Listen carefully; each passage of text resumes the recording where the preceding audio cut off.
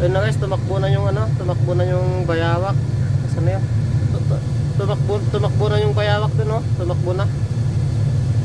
Natakot yata sa kasi nakarga na kasi ako, eh. Kinakargan ko kasi yung dump truck yun, ang bilis pala tumakbo. Ganun sila kabilis guys dito sa disyerto yung mga bayawak. Sobrang ang bibilis nila tumakbo. Hirap habulin yan. Baka may butas siya dyan, baka may butas siguro siya. Tignan natin kung saan siya pupunta. Kasi yung mga bayawak kasi dito may mga butas yan. Saan na yun? Yun, layo na, wala na guys, hindi na makita. Sobrang layo na.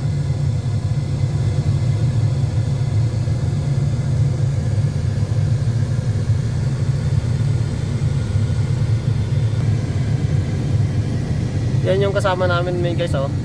Yung kasama namin nagbibigay ng pagkain ng yung bayawak. Yan. Yan yung kasama namin, binibigyan niya ng pagkain yung bayawak tsaka tubig, ganyan. Yan. Mabait yan guys, yung kasama namin na yan.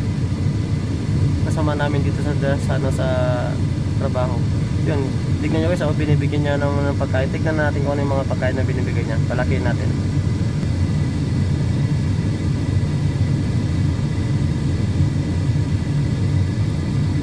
Yan guys, yung kasama namin driver na nagbibigay ng pagkain sa bayawak na yon.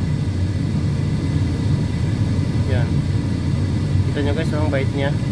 Talagang pag may nakita siyang mga aso dito sa disyerto, aso, mga ganyan, bayawak na may bakas ng bayawak, yun, talagang bibigyan niya ng pagkain. Paskin yung mga langgam.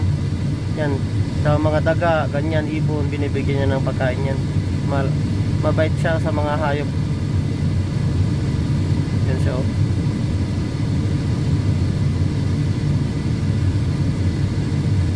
Sobrang bait yan guys. Ibang lahi siya, ibang lahi. Yun yung pagkain nila, yung medyo manghang yun, yung mga pagkain. Yun yung binibigay niya. Yan yung merienda niya. Yung binibili nila sa tindahan na yun na pagkain. Pero sa kita nyo, binibigyan yung mga hayop ng pagkain nila.